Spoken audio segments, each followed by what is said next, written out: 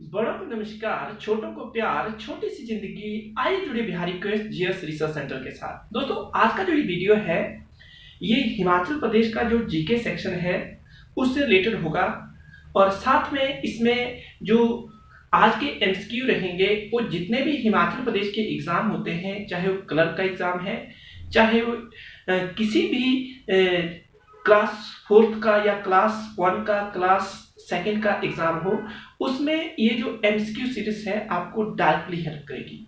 साथ में हम एमसीक्यू नहीं कर रहे हैं, यहाँ पर हिमाचल प्रदेश के जितने भी एग्जाम है वो एग्जाम ओरिएंटेड जो मटेरियल है उसके ऊपर डिस्कशन की जाएगी। जो जितने भी एमसीक्यू है उसके सराउंडिंग में जितनी भी घटनाएं हुई है या जितने भी इंपॉर्टेंट फैक्ट है वो आपको इन एमसीक्यू के माध्यम से बताए जाएंगे। तो आपको क्या करना है कि पेन और कॉपी लेकर बैठना है। पहले आपको इसके आंसर करने हैं अपने कॉपी में, और उसके बाद क्या करना है कि जो आपका स्कोर बनता है उसे कमेंट सेक्शन में आप क्या कर सकते हैं, लिखकर बता सकते हैं। अगर आपको पता नहीं है, आप नए मेरे साथ जुड़े हुए हैं, तो कोई घबराने की बात नहीं है। आप अगर लगातार वीडियो देखते हैं तो कुछ समय के बाद क्या हो जाएगा, आपका जो कॉन्फिडेंस है वो बूस्ट अप हो जाएगा। तो आइए चलते हैं, आज का जो मतलब ये सेशन है उसको कंटिन्यू करते हैं। आपको वीडियो को अंत तक देखना है क्योंकि ये जो सेशन है कुछ इंपॉर्टेंट होने वाला है। तो पहला क्वेश्चन जो है इस तरह है, आज का जो क्वेश्चन का एमसीक्यू पैटर्न है कुछ इस तरह देखने को मिलेगा। पहला क्वेश्चन है हिमाचल प्रदेश की, आप पेन कॉपी लेकर बैठ सकते हैं और इन क्वेश्चनों को राइट डाउन जरूर कीजिएगा क्योंकि ये हैंडमेड है सारे। अगर आपको विश्वास नहीं है तो आप देख सकते हैं, ये सारे के सारे बनाए हुए हैं और ये बिल्कुल एक किताब से नहीं, ये 3-4 जो किताबें हैं उससे फाइंड आउट करके आपके लिए प्रिपेयर किए गए हैं। तो ये सारे के सारे एग्जाम ओरिएंटेड हैं। अगर आप कंटिन्यूटी में कुछ टाइम तक मेरी वीडियो देखते हैं तो आप जब पेपर देंगे तो आपको खुद एक मीन्स पता चल जाएगा कि सच में इससे कुछ आया हुआ है या नहीं आया हुआ है। तो आगे चलते हैं, आज का जो क्वेश्चन है उसकी तरफ। क्वेश्चन इस तरह है, हिमाचल प्रदेश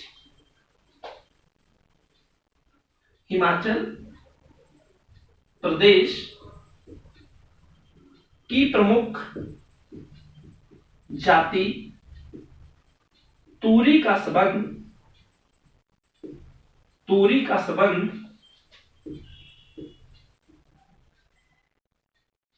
किससे है? फिर ध्यान से देखना, हिमाचल प्रदेश की जाति तूरी का संबंध किससे है? तूरी का संबंध किससे है? ऑप्शन दे रहा हूं आपको मैं। पहले ऑप्शन में ए में लिख रहा हूं गाना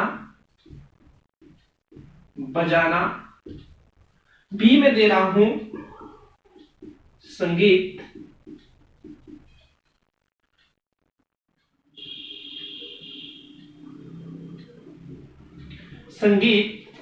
और सी में दे रहा हूं ए और बी, डी है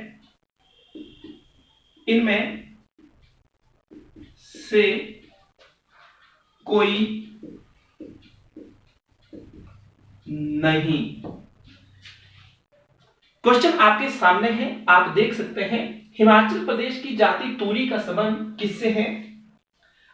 और ऑप्शन में आपके सामने कुछ एक ऑप्शन है जो आप देख सकते हैं। ऑप्शन ए में लिखा है गाना बजाना, बी में लिखा है संगीत, सी में लिखा है ए बी और डी में इनमें से कोई नहीं। तो आपने अभी तक आंसर कर लिया होगा और इसका सही आंसर जो है, आंसर कुछ इस तरह है। इसका आंसर जो है ए और बी है। फिर ध्यान से सुनना कि जो तूरी जनजाति है, जाति है, इसका संबंध गाने बजाने से है और साथ में संगीत से भी है। और ये जो क्या बोलते हैं, जनजाति, बार बार मुंह से निकल रहा है, जाति है ये जाति कांगड़ा का डिस्ट्रिक्ट जो है उसमें देखने को मिलती है। तो आई होप आपको ये क्वेश्चन अच्छे से समझा गया होगा। ये जो तूरी जनजाति है वो हिमाचल प्रदेश के किस जो डिस्ट्रिक्ट में पाई जाती है, तो ये जो है हिमाचल प्रदेश का जो कांगड़ा डिस्ट्रिक्ट है वहां पर देखने को मिलती है। दूसरी बात क्या है कि ये जो तूरी जनजाति है इसका व्यवसाय क्या है, क्या ऑक्यूपेशन करती है ये, तो ये गाना बजाना जो है इसका मुख्य व्यवसाय है। इसके अलावा अन्य काम में ये इंडल्ज रहती है। ऐसा नहीं, केवल मुख्य पेशा जो है इनका क्या है, गाना बजाना होता है। आगे नेक्स्ट वन जो सबसे इंपॉर्टेंट क्वेश्चन है आपके सामने, ध्यान से सुनना। 52 द्वादशी क्वेश्चन नंबर, जो क्वेश्चन है आगे, 52 द्वादशी त्योहार किस जिले में मनाया जाता है? तो ऑप्शन ए में मैं लिख रहा हूं, ऑप्शन ए में लिख रहा हूं सोलन, बी में लिख रहा हूं शिमला, और सी में लिख रहा हूं सिरमौर, डी में लिख रहा हूं चंबा। तो इस क्वेश्चन को भी ध्यान से देखिएगा, ये क्वेश्चन भी इंपॉर्टेंट है कि जो 52 द्वादशी त्योहार है किस जिले में मनाया जाता है। तो ये जो त्योहार मनाया जाता है आपको इसका पता करना है कि किस जिले में मतलब इसको सेलिब्रेट किया जाता है। ऑप्शन आपके सामने है, सारे के सारे जो ऑप्शन है वो आपके सामने है। ऑप्शन में आपको मैंने बता दिया कि कौन कौन से ऑप्शन है जो इस क्वेश्चन के बनते हैं, और सबसे इंपॉर्टेंट चीज जो है ये त्योहार कहां पर मनाया जाता है। तो ये जो 52 द्वादशी है इसका सही आंसर जो कंसीडर किया जाएगा, सिरमौर जिले में ये मनाया जाता है। और सबसे इंपॉर्टेंट चीज क्या है कि जो 52 द्वादशी त्योहार है, जो सिखों के 10वें गुरु गोविंद सिंह जी थे,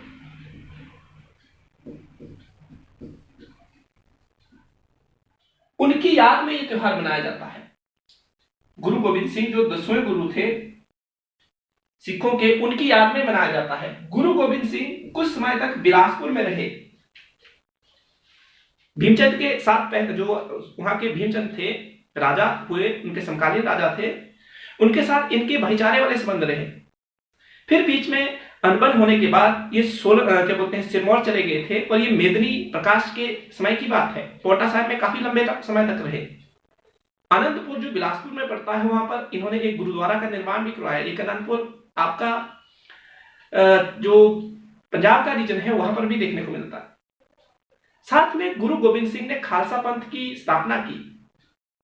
13 अप्रैल 1699 की घटना है। इसके साथ इन्होंने एक प्रथा चलाई थी, पाहुल प्रथा। इन्होंने जो 5 चीजें थी उसको सिखों को अपने पास रखने के लिए अनिवार्य कर दिया गया था, मतलब अनिवार्य कर दिया था। वो 5 जो चीजें हैं, 5 क से उनका नाम शुरू होता है। क्या आप उन 5 चीजों का ब्यौरा कमेंट सेक्शन में दे सकते हैं? तो इस क्वेश्चन को भी आपने यहां से याद रखना है। तो 52 द्वादशी त्योहार कहां पर मनाया जाता है? सिरमौर वाले रीजन में मनाया जाता है। साथ में सिरमौर वाले रीजन में मनाए जाने के बाद 52 द्वादशी जो त्योहार है उसका संबंध किस से जोड़ा जाता है? तो सिखों के जो 10वें गुरु है उनसे जोड़ा जाता है। अब जो हमारे सिखों के 10वें गुरु है उनका नाम क्या है, तो आपको अच्छे से पता चल गया।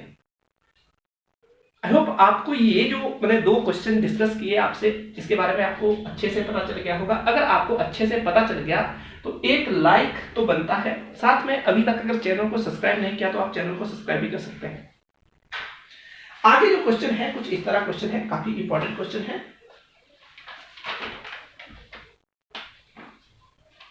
क्वेश्चन है जो आपका ढाठू या थिप्पू, क्वेश्चन को ध्यान से सुनना, इंपॉर्टेंट है क्वेश्चन। जो आपका ढाठू या थिप्पू क्या है? ढाठू या थिप्पू एक है। काफी इंपॉर्टेंट क्वेश्चन है। ढाठू या थिप्पू एक है। तो ऑप्शन ए में मैं लिख रहा हूं रुमाल, ऑप्शन बी में लिख रहा हूं कोट, और ऑप्शन सी जो है लिखा हुआ है चूड़ीदार सलवार,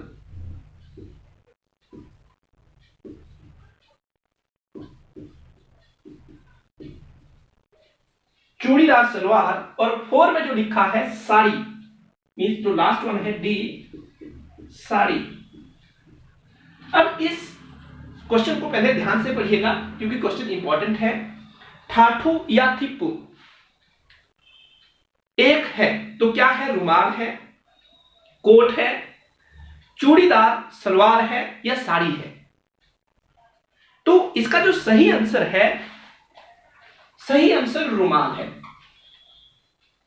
कुल्लू के क्षेत्र में ठाठू या थिप्पू को रुमाल की तरह माना जाता है और ये ठाठू या थिप्पू लाल या पीले रंग का होता है जिसे सिर के ऊपर बांधा जाता है।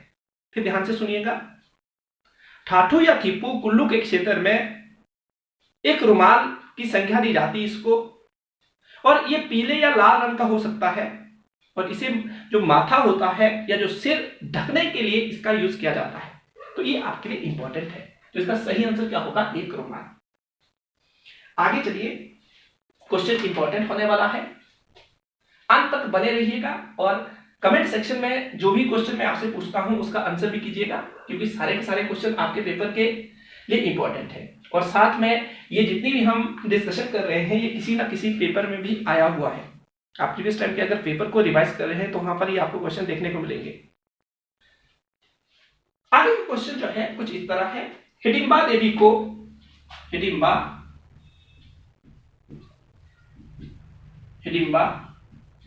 देवी को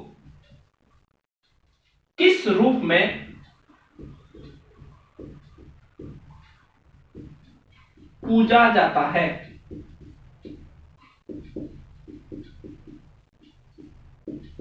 पूजा जाता है।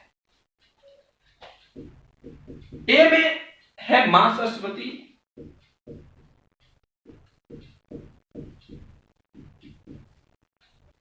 बी में है मां दुर्गा और जो सी है, फिर ध्यान से सुनिएगा, सी जो है मां लक्ष्मी और डी जो है मां काली।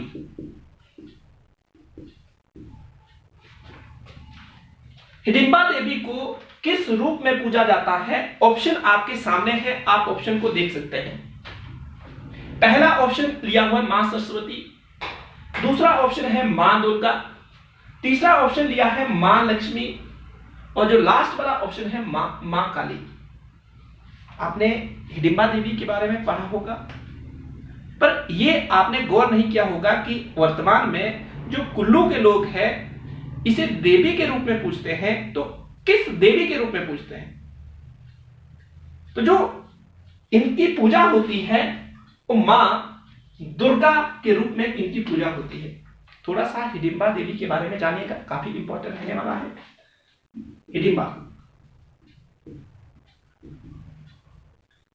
हिडिंबा राक्षस प्रवृत्ति की थी, घटना पांडव काल की है। बोलने का मतलब है 8वीं से 9वीं शताब्दी के बीच की घटना है। कई दंत कथाओं में इसे 7वीं शताब्दी की घटना भी माना जाता है। तो ये पांडव काल जब हुआ तो उस दौरान पांडवों ने अज्ञातवास के दौरान जो कुल्लू का रीजन था उस रीजन में अपने आप को छुपा के रखा था, क्योंकि अज्ञातवास का मतलब होता है किसी को नजर नहीं आने चाहिए। रात का समय है,